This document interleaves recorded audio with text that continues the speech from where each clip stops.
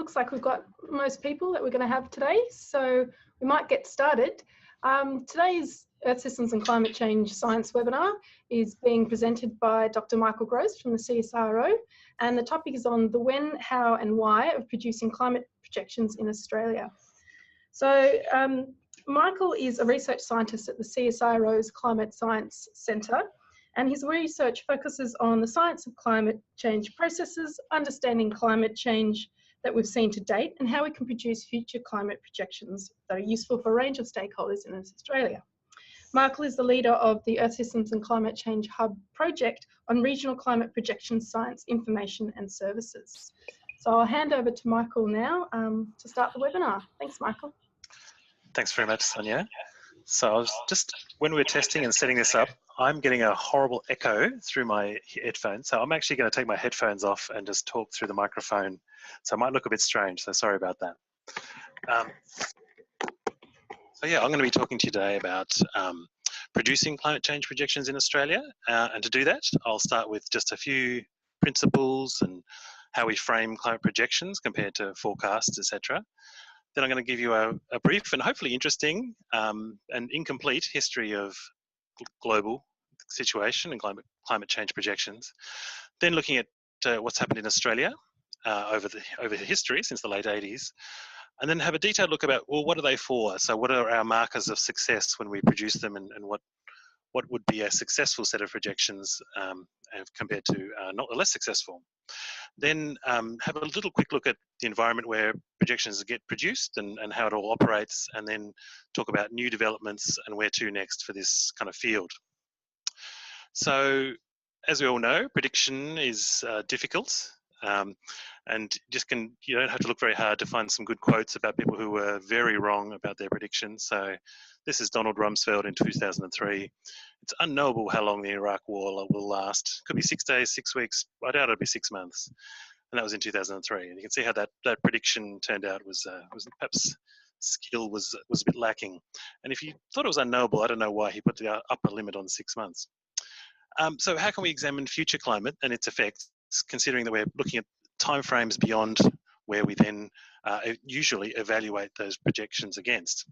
So we need to kind of break it down into 3 components. Scenarios of human development. These are usually the emission scenarios, but also scenarios of land use change and other factors. Then there's also looking at the range of potential climate change under each of those scenarios, incorporating climate feedbacks and various other important factors that could mean that it's not such a linear change. And of course, accounting for ongoing climate variability at all timescales. We need to be really mindful of thresholds and limits and feedbacks, and not just expect the future will be an extrapolation of the past. How's the sound, Sonia? Is that going okay? Yep, great. So looking at climate in the near future, the near-term climate, we know the climate always varies, weather scales, year to year, decade to decade, and longer. But some trends are clear in the recent past, and some have a clear human signal on them. So here we've got Australian temperature from 1970 out to 2017 in blue line, and then projected change, range of change as dashed lines, and then just some kind of hypothetical series of what Australia's temperature could be that's consistent with those projections, but also incorporates natural variability. And you can see there's a lot of different possibilities within that projected range. Hot years, cold years, runs of hot years, negative trends for a few years, and then increase again, and so on. So getting that frame of reference in terms of variability and change is very important. And that key distinction between what is a prediction or forecast, actual evolution of through time of the climate, versus a projection of the underlying climate state and where it's going, independent of those variability cycles. So there's a brochure produced by NESP on framing our understanding of climate variability and change to 2030, which I'd recommend. You can get that from our website. When we get to climate projection scales, we produce plots a little bit like this one with observations plotted on top of simulations of the past climate and the trends we've seen to date, and then running those simulations forwards and looking at what the change in the mean climate could be, or the average, or the incidence of extremes under different scenarios of future climate. So here we see a very low scenario, ICP 2.6, or low amount of enhanced greenhouse warming as the lower kind of plume, and that we see a kind of a plateauing of Australia's temperature compared to a high emission scenario with ongoing warming and a kind of a accelerating rate even. And uncertainty generally becomes larger the more you go out towards the end of the century, as our uncertainties and feedbacks kind of kick in, and things like climate sensitivity really dictate where we end up. And you can put that in context, from the past with things like, well, what was a hot year in the past? What's a recent record hot year? And how does that compare to average years or even cool years in the future? Michael, sorry to interrupt. Could you pull the microphone back a bit? Taking a long view, taking a big picture view of, well, how long have we been interested in looking in the future, and what have people said in the past about the future? So there's obviously a long history of non-scientific projections. There's religious prophecies from many traditions around the world. And this connects to people's kind of deep fears about the future or the apocalypses, etc. And if you think that's just a thing of the past, then I think maybe think again, because here's some polling from Yale University just not too long ago, talking about how people's beliefs in various religious prophecies can interact with their views about climate change.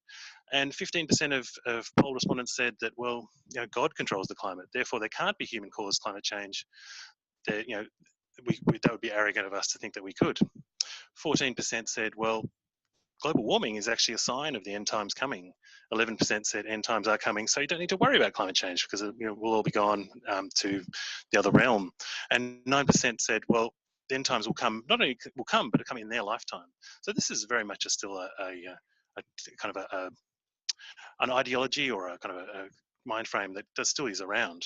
There's obviously also superstitious prophecies that are semi-religious or non-religious, such as Nostradamus here, kind of forecasting or prognosticating that there'll be 40 years of rainbows and then 40 years of no rainbows. So that's perhaps an early form of climate projections. Going on to the more scientific, or what we're more familiar with, understanding the human influence of human emissions, specifically carbon dioxide and other greenhouse gases.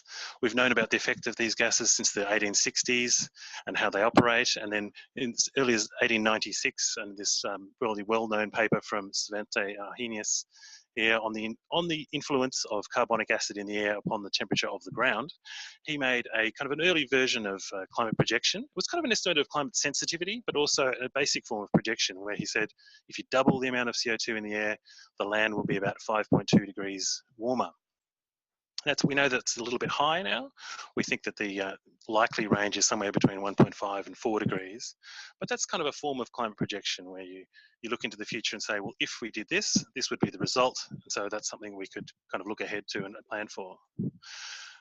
Through the 1950s to the 1980s, there was a lot of increasing attention and focus on this issue, including the starting of the monitoring of carbon dioxide in Hawaii, in Mauna Loa in 1958. There's a very notable World Meteorological Organization climate change conference in 1979. 1981, there's this quite well-known plot at the bottom there, which is James Hansen's global temperature projection. And you can see on that plot there, someone's plotted over the top, or this is the website Real Climate did this, looking at the observations of temperature as compared to that early projection using their same baselines, and we're tracking a little bit above those early projections. And then in 1987, there was a major UN report that got a lot of visibility called Our Common Future. And you can see even James Hansen's, etc. work picked up in places like the New York Times. The period 1987 to 1991, there was a lot of changes and a lot of developments. So there was the Australian Greenhouse Conference in 1987, where there was a lot of attention there. The 1988 Toronto G7 meeting had a discussion of environment and climate change, and they had the aspirational kind of target of cutting emissions by 2005, and you can see how that went. 1988, IPCC established. 1989, there was the Hague Declaration on the Environment. And more locally to where I work, in 1987 to 1991, there was some CSIRO statements about climate projections, and they were quite brief. You can see one up in the top right there, which is a kind of half a pager, kind of statements about climate and what it could mean and what it could look like in the future. And there was also increased media attention. So this is a little still from a ABC TV documentary there, Inside the Greenhouse from the 1980s. I think I remember that from when I was a kid.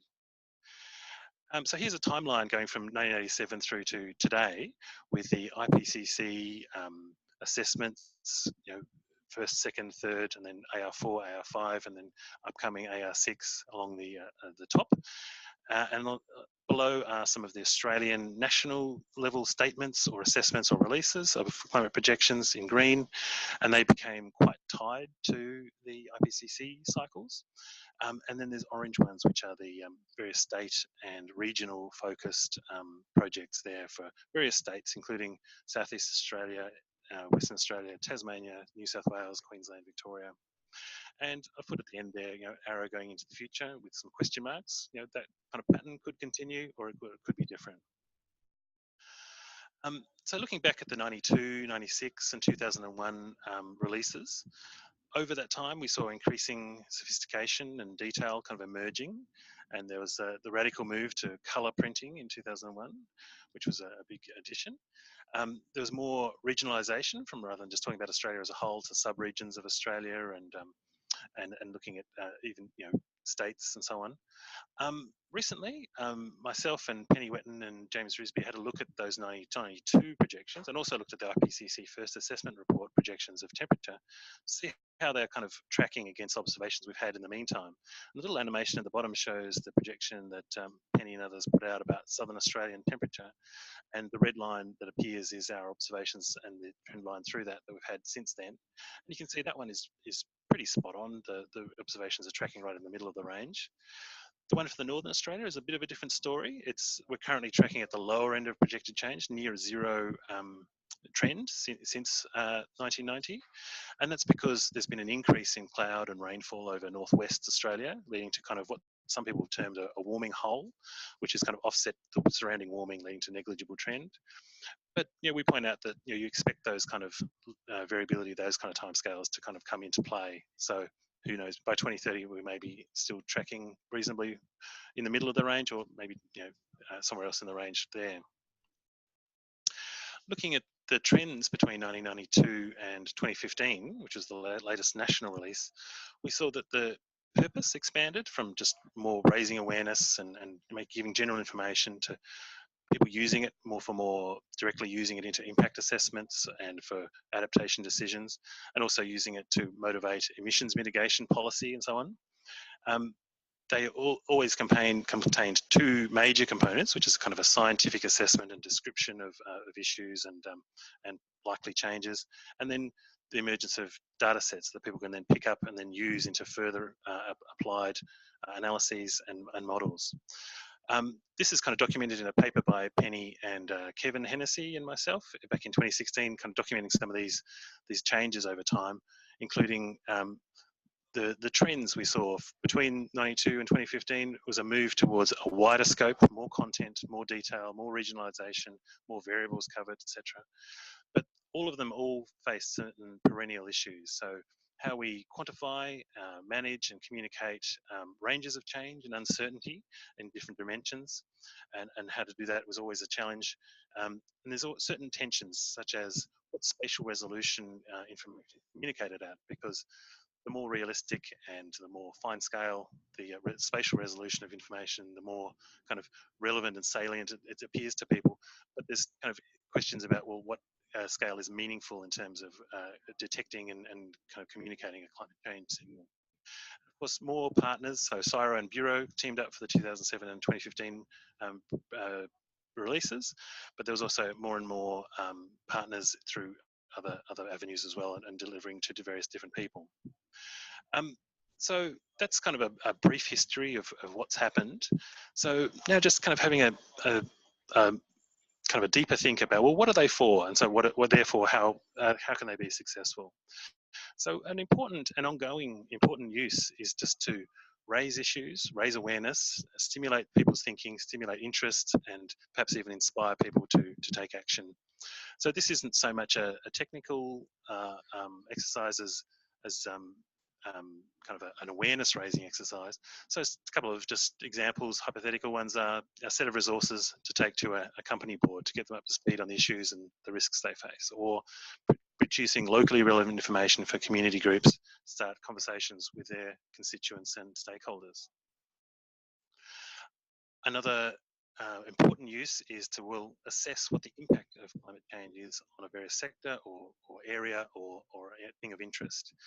So this can be economic costs, it can be social, environmental, or any dimension you like. And here's an example from an interesting study from last year from the US, trying to quantify the economic costs of climate change on multiple dimensions. And you can see in the plots there, the green is a low emission scenario, orange medium, and red high by near the end of the century. And you can see the temperature on the right hand, sorry, on the x-axis, and on the y-axis is the impact on various dimensions from things like agricultural yields, mortality, through to things like violent crime or electricity demand, which is kind of an interesting kind of dimensions to be thinking about the impacts of climate change. And obviously, many things, the greater the magnitude of change, the greater the impact on those dimensions of influence. To motivate emissions mitigation. So this is to point out the difference between a low scenario and a high scenario and say, look at the benefit of maintaining it or being on a low scenario compared to a high one. An example here is the Pacific Islands are obviously facing some pretty serious impacts of climate change from things like sea level and ocean acidification. And that was part of the motivation for including the 1.5 degree target at the Paris COP21 meeting. So an example there on the graph on the bottom right is ocean acidification through time under the different emission scenarios, with red being the highest one. And the little dashed line going across is a horizon where the current risk of acidification has serious impacts on reefs. And you can see under a low scenario, there's a chance of staying above it.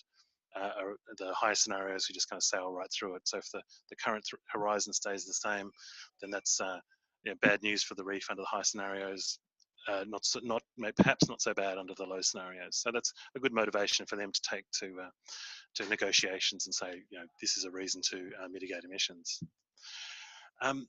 To inform specific adaptation decisions. So not just raise awareness or assess the impact, but then to actually take action and make a decision to do something now that will set you up for being more adapted to the future conditions. So an example here is Southwest Western Australian Water Corporation started using groundwater extraction and also built desalination plants to cope with water security in that area. Building these large infrastructure and taking these actions has huge risks. Sorry, it's to avoid the huge risks, such as the recent Cape Town water crisis, etc. But there's also huge costs to doing this. So you need to be fairly sure that it's an adaptation decision that will bring benefits and also not lead to maladaptation or misspent money. Another thing that they are for that I kind of often think about, and I think a lot of people think about, is just to really kind of reflect on the big picture of human history, long-term and more recent, and then where we're going in the future, which is kind of an economic, social, environmental, but it's also kind of just I don't know, almost a philosophical kind of topic to be thinking about. So I've just got a little graphic here of the last million years of human evolution with different hominid species evolving, and the various ice age cycles in the plot at the bottom. And this represents about 36,000 human generations over that million years. Zooming into that last little slice of the last 10,000 years, which represents about 360 human generations. And during this time, temperature has kind of varied by plus or minus 1 degree or so. And this is where the bulk of human civilization and development has kind of taken place, with agriculture, cities, etc., emerging. And then the last 170 years or so, a bit longer, a bit shorter, depending how you define it, is the Industrial Revolution, which is about 7 human generations. There's been 1 degree of global warming during that time, largely due to human influence. When we're going out to 2100, which is just another plus 3 generations, could we be adding 2 or 4 degrees on top of that 1 degree we've already seen? Could we be getting half or 1 meter of sea level rise? Could we be heading towards 7 or 15 billion people on the planet? There's new challenges like artificial intelligence, the influence of globalism and global economies, and there's the questions of equitable development in that global world. Going out to 2300, which seems like a long way off, but in the scheme of things, it's just another 10 generations. Could we be actually adding another 2 degrees or another 8 degrees, 1 or 3 meters of sea level rise? Population projections are extremely broad by this time, from 2 up to 36 billion people. And then there's some really deep questions that kind of come out when you think ahead to that kind of time frame. What's going to be the outcome of the current, sixth extinction event we're going through right now? Where is it going to be at 2300? What species are going to be left? What will it look like? And will there be some ecosystems that are just not viable anymore with the climate change and given other pressures as well? And then there's these kind of more kind of science fiction questions of like, are we going to be colonizing other planets by then? Or are we going to guarantee that we will still have the survival of humans and conscious creatures? That's pretty kind of deep stuff, but I think that's another important part of this whole enterprise, is to kind of inform those kind of thinking about that human kind of future. Given all that, what are the measures of success and what we produce, and is it going to be useful to do all of those things with? You can define this in many ways, but this is a system with an addition by those references given at the bottom, with 4 dimensions. So scientific credibility, given as being as robust as possible, given the domain of research that we work in, which is the kind of non-traditional science in a way. It's projecting beyond and going into the future, beyond the time that we traditionally assess it against. So we try and be as scientifically credible within that framework as possible. Number 2 would be salience, being relevant and usable by the audience it's intended to use it. 3, which is kind of a slightly more kind of intangible quality, but it's legitimacy. It's seen as authoritative, unbiased, accepted and respectful by the stakeholders involved. And this is becoming an increasingly relevant issue as multiple providers or people get involved in producing this kind of work. And so that kind of being from a respected source and seen as having authority is very important for it to be used successfully to make evidence-based and successful decisions. And the 4th one is actionable. So it can be used directly into decisions or actions rather than something that you just interesting and then you just kind of put on the shelf. So an example of where a product may have high credibility but low salience would be a very good scientific paper written in technical language, but isn't then given to people who need it in a language that they can understand it. A place where so there's salience but low credibility might be an example. Clickbait journalism about public health, where one day they say red wine increases your cancer risk, Tuesday it reduces it. So where maybe the underlying science had credibility, but by the time it gets out to the people who use it, they can understand what it means, but that's got low credibility because they're contradicting what happened yesterday. And an example where it's got credibility and salience, but no legitimacy, would be a brilliant set of results and reports that are easy to understand and could be really used, but aren't being used and they're just sitting on a shelf. So all those 3 coming together are really important. And then once people get hold of it, they can use it to make actions. So where and how does climate science and climate projections get used? Well, it's not a direct linear path from one group to another and coming out the other end. There's kind of a landscape or a network or an ecosystem of other research, further research, applied work, etc., government and private industry, decision makers, policy makers, and that kind of general term influencers.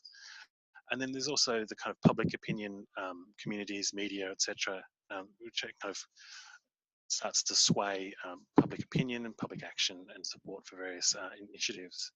So this path to impact would include legislation, but also include investment decisions and this kind of idea of social license to operate. And so climate projections, products and services are one part of this and one key link in it, but we have to be really aware of the whole wider landscape of an ecosystem of things that where they operate, and so therefore where they can be successful. So here's one framework of where scientific products get a path to impact. So the top line there shows we really assess what people need, we assess what research is needed, and with the right partnerships and arrangements to kind of address that in a successful way. Then that kind of feeds down to an informed program of observations, new modelling and new science and scientific understanding that then feeds into matching the research to the needs, having a successful communication and impact strategy, and including very effective products and services to deliver that. That feeds into adaptation, mitigation assessment, impact assessments, etc. Those turn into outcomes, they turn into impacts, and then that also then informs what happens through the round again. So I didn't put the source where I got that from, but it's a pretty common idea of how framework of understanding how science can lead to impact. But when it comes to producing climate projections, do we kind of follow this path? Well, kind of. It's perhaps a little bit more like this, where there's a changing policy and legislation environment from the international, federal, state, local level, all kind of relevant. Then there's political cycles. There's new information needs from new sectors. So, for example, currently there's a lot of new interest from finance, banking, insurance, etc., about assessing their risk of climate variability and climate change.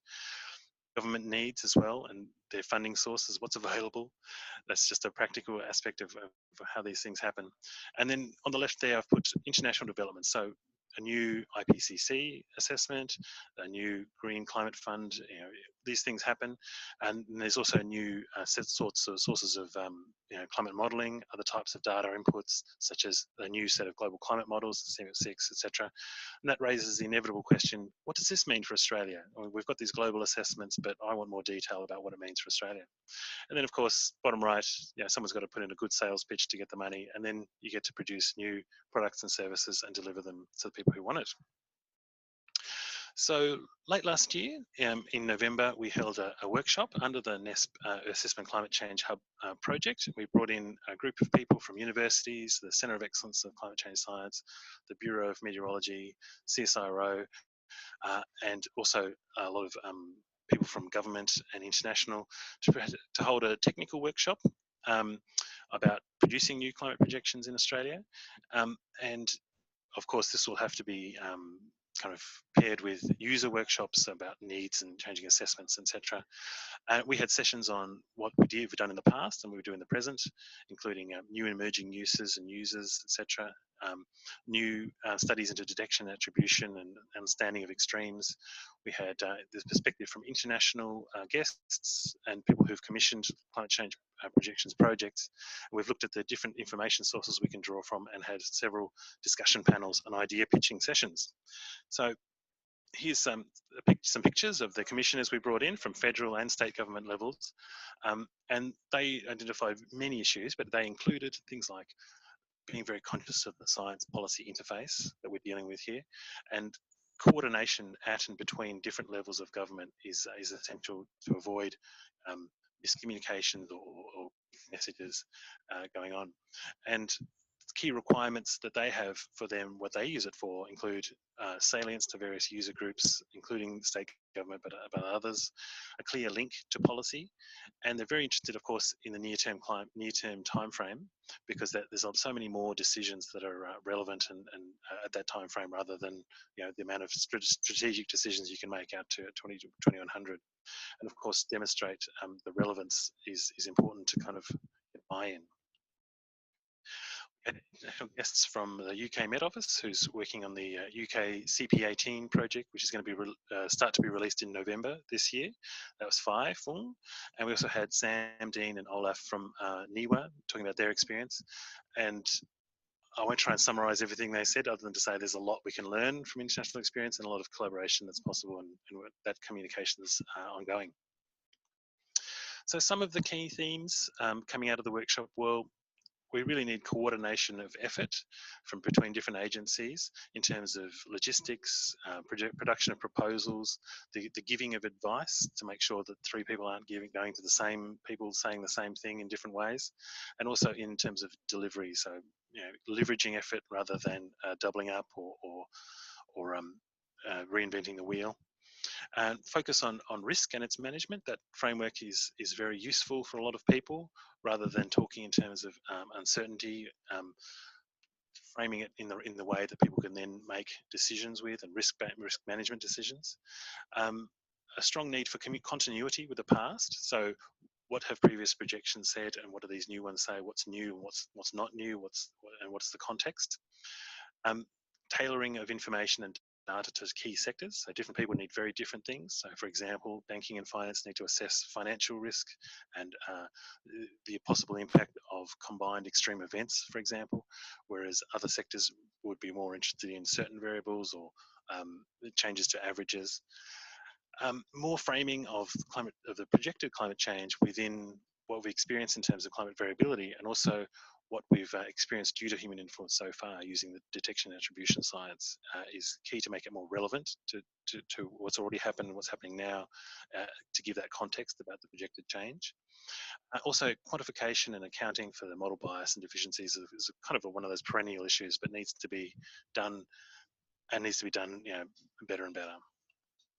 So in the near future, we're going to see the big need to assess and synthesize different sources of data and have a strategy for producing new modelling rather than continuing with more ad hoc studies and perhaps using just one ensemble of models, because there's going to be an absolute tsunami of data coming through the pipeline, including the new coupled model into comparison project, that's CMIP, version 6, which is going to be due out in the next few years. That includes these global climate models run under these various scenarios or scenario MIP, but then there's also going to be other special model runs done which we're going to learn a lot from, such as the high-res MIP, decadal MIP, happy MIP, OMIP, so they've all got MIP at the end. Then there's going to be these coordinated regional downscaling programs, which is running higher resolution models nested within those global models to give more regional detail. So this includes the CORDEX program, Coordinated Regional Downscaling Experiment, program 1 and 2.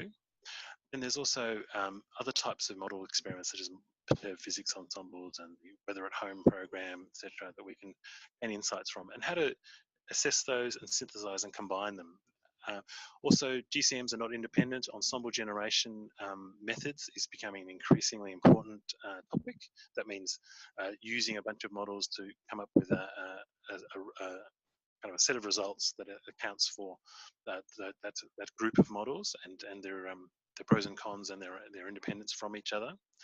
And there's also potential benefit from new higher resolution or even very high resolution modelling and downscaling to complement these other data sources, including intermediate resolution, that's say 20 to 50 kilometres or even down to 10, and then very high resolution at 1.5 kilometres, where we can learn a lot about extreme rainfall and processes such as convection at those kind of scales and what it means for changing rainfall patterns. The little graphic down the bottom is just all the various different MIPs that I was kind of mentioning before in CMIP 6, with a whole lot of acronyms there that you can learn. At the workshop, we had idea pitching on day 2, where people kind of put up their ideas about what they thought was the highest priority in terms of technical and modelling priorities, but also what would be most useful in terms of end user relevance or salience. Some of the winning ideas were development and use of that coordinated downscaling rather than just using ad hoc or targeted studies for different regions. Analysis of high resolution global climate models to see if we're learning anything from going to that high resolution. Looking at that ensemble generation and GCM independence I just mentioned, and then also getting to a more modern data delivery interface and analysis portal that's kind of more up to date with what the cutting edge of these kind of things can do these days. In terms of end user relevance, I guess the last point was also relevant to end users, but what does climate change look like if we happen to meet these Paris Agreement COP21 targets of 2 degrees global warming since pre-industrial? Say we did manage to just get that, which is something similar to the low emission scenario, but not exactly right. What does it look like in Australia? Making those better links to impact adaptation research and specific sectors such as finance through specialised information and data sets, and also importantly guidance about how to use that information and data. And then the idea of having actual scenarios with storylines instead of projected ranges of change in the future. Something perhaps similar to what they do in the Netherlands, which is this kind of matrix approach where you've got just 4 different sectors which explain the bulk of the differences between different projected changes, and they use the dimensions of global temperature rise and change in circulation over Europe being more moderate or extreme, and they can kind of summarize a lot of the change into those 4 dimensions, which makes it a simple kind of way in to start thinking about, well, what are the 4 main, what are the main future scenarios we could be looking at. So what we ended up proposing was a major new release, what we're calling version 2.0, if the current version is 1.0, which would be a new generation global assessment of the new GCMs would be the obvious point of difference from previous work. So CMIP 6 and things coming out of that. It seems to be an inevitable point of difference that would be a selling point compared to what's currently available. So therefore, a release somewhere in 2023 or 24 using CMIP6, Cortex-2 as the core data sets, but then complementing that with targeted high-resolution modelling and other efforts. So work on this would need to start in about 2020 or so. It would need, of course, stakeholder engagement, assessment of the outputs of the models coming through, and running of the Cortex-2 in Australia and around the world, and then developing those ensemble generation techniques, and the development of that modern data platform and interoperability with a range of other relevant platforms, etc. And drawing on all of the relevant agencies within NESP and other partners we've been consulting with to make that a reality. So that's the view. But of course, things are needed before then, and updates to what's currently available would be useful for many things. So we're suggesting an interim update before then, with including some new work and content, possibly reporting on what climate change in Australia looks like under the Paris Agreement targets, that context setting, a greater context setting in terms of variability, change, detection, attribution, investigating those scenarios with storylines and developing those and seeing their potential. And then also continued work to refine rainfall projections using some underlying science is important to continue.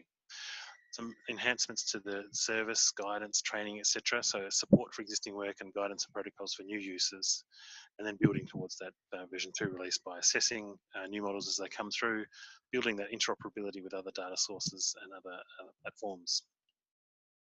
But that's kind of the idea about what we're thinking about in terms of the near future. But what about the big picture and where are we heading? So, I've talked a bit about big picture here. So let's think big picture about where Australian climate change products and services could go. And so the idea of mainstreaming climate change information and services as an ongoing kind of service and set of products, not just a big release every few years, could be an important target. Perhaps even getting a bit more operational, where we have research and delivery streams, where we do the research, we develop the kind of the science and what it could mean for products, but then we have versioning and sets of products that then become operational and then tested and described very, very clearly. Perhaps one model could be something we learned from the UK, which they tested, but then sadly didn't continue, which was kind of a vulnerability and adaptation service where specialists work with particular organisations or sectors and agencies, and they help them assess their own vulnerability and risk to climate using past data, forecasts, etc. And then bring in projections once they've made that assessment, so that they're kind of having a holistic look at their overall climate risk, both in terms of variability and using a use of forecasts, but then also use of climate projections for the more strategic long-term timescale. So I guess that's all I wanted to say. So I guess we'll go to questions now. Hey, Sonia. So I'll need to look at what's coming up. I'll read out some questions. So thanks, Michael. That was a really informative and fun presentation. We do have a couple of questions. If you do have any burning questions, quickly write them down in the chat box that's provided, and I'll get to them as we go along. So the first question I've got comes from Robert, who asks, Michael, do you raise awareness with our federal politicians? Oh, well, I guess I haven't had a lot of experience with that. I did participate in the Science Meets Parliament activity one year, and that was very interesting. But I kind of talked to Mark Dreyfus, who is really quite engaged on this issue anyway. But yeah, no, I think that needs to be a clear mechanism and a coordinated mechanism, so that politicians aren't hearing from different agencies in different ways on the same issue on the same day. But I think it's definitely our position to give policy relevant, but not policy prescriptive advice about climate change. Absolutely. Yep.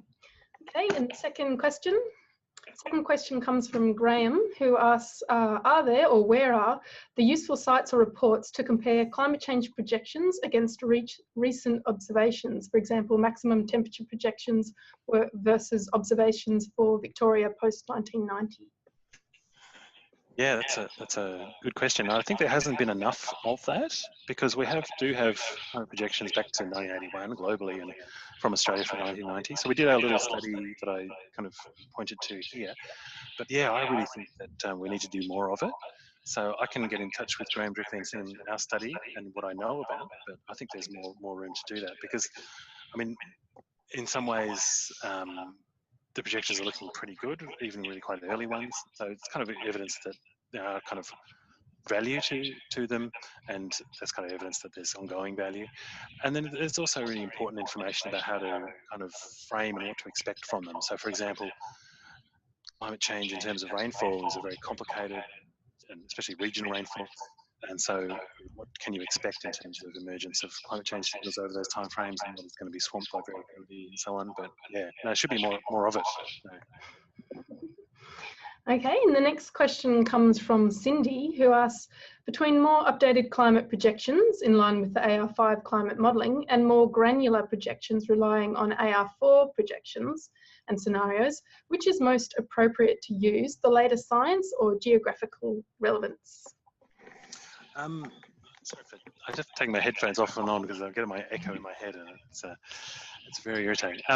Yeah, so I mean, I think that's something that perhaps need to look at the specifics of for a particular case. So, for example, places where there's a regional climate change study for that state or that region that is still very useful and relevant, it might be good to use that as a primary source, but look at the other things as well that are available, and kind of look across those things to kind of make sure that you are covering all the bases in terms of the latest science.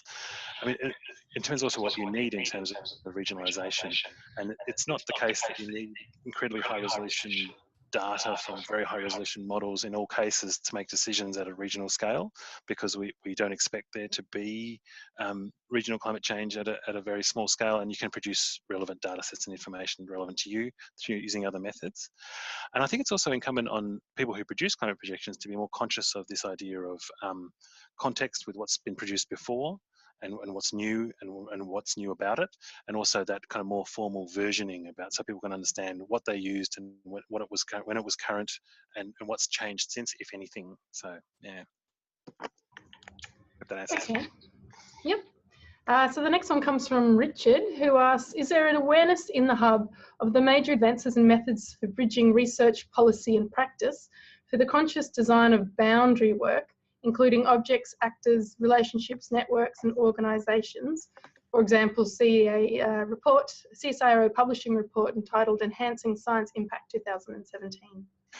I think some of us who work in this area are aware of some of it, but I think that's something that we definitely need to work together with people who are experts in those fields to help bridge that gap and be part of that network of people who contribute to this whole field, because I think people who get specialised in particular areas should be trying to be on top of the broader spectrum of things. But yeah, that in terms of how to make things relevant to particular stakeholder groups and bridge those gaps and use that kind of research on how to produce successful products and services and deliver them in the right way is definitely something we can learn through partnership a lot more of. Putting that specific one mentioned, yeah. All right. So I think we've just got a follow-up from Graham about the comparing projections and observations. He would be interested in seeing what you've got. And he says that comparing projections versus observation goes down well with the agriculture audience by helping develop a bit more trust in the models. So I think that's quite an important point.